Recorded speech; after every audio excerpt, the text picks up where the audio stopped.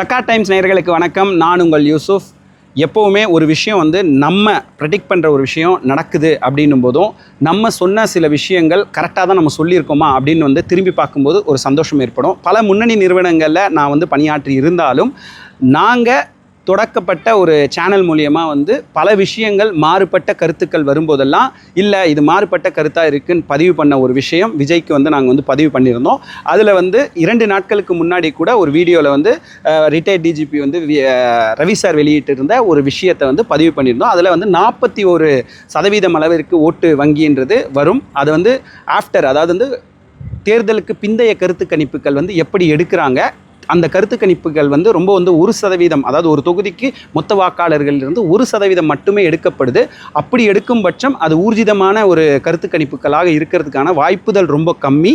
அதே சமயத்தில் இது போல் அதாவது தமிழகமே எதிர்பார்க்கின்ற ஒரு மாற்றமான ஒரு இடத்தை ஒருத்தர் ஃபில் பண்ணுறாரு அப்படின்னு வரும்போது இந்த கருத்து கணிப்புகள் எல்லாம் முழுமையாக உடைக்கப்படும். 120 சீட்டுக்கும் மேலாக விஜய் வாங்கிறதுக்கான வாய்ப்புகள் இருக்குது அப்படின்றத பதிவு பண்ணியிருந்தோம். இன்றைக்கி அதை மெய்ப்பிக்கும் விதத்தில் பதிவுகள் வந்துக்கிட்டே இருக்குது. 100க்கும் மேற்பட்ட இடங்களில் வெற்றி வாய்ப்பு உறுதி செய்யப்பட்டே வந்துக்கிட்டே இருக்குது. வெற்றிகள் தொடர்ந்து டிவிகேக்கு குவிஞ்சிக்கிட்டு இருக்கு.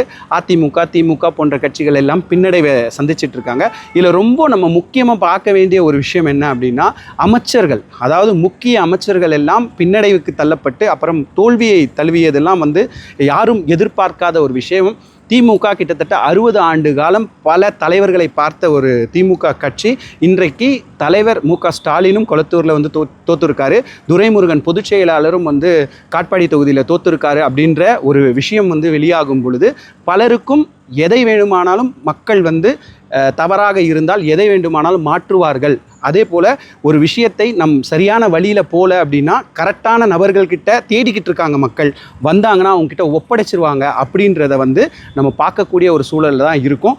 தொடர்ந்து பதிவுகள் இது போன்ற விஷயங்கள் எல்லாமே நம்ம தக்கா டைம்ஸில் தொடர்ந்து வந்துக்கிட்டே இருக்குது. யார் ஆட்சி அமைப்பாங்க அப்படின்ற ஒரு கேள்விக்கு முற்றுப்புள்ளி வைக்கிற விதமாக விஜய் பண்ணிட்டாரு.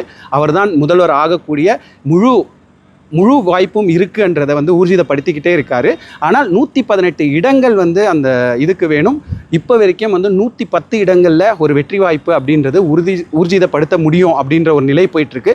அடுத்த 8 தொகுதியும் என்ன நடக்க போகுது பொறுத்திருந்து பார்ப்போம். தொடர்ந்து எங்களை வாட்ச் பண்ணுங்கள். தொடர்ந்து இது போன்ற வீடியோக்களை நீங்கள் தக்கா டைம்ஸில் பாருங்கள். நன்றி.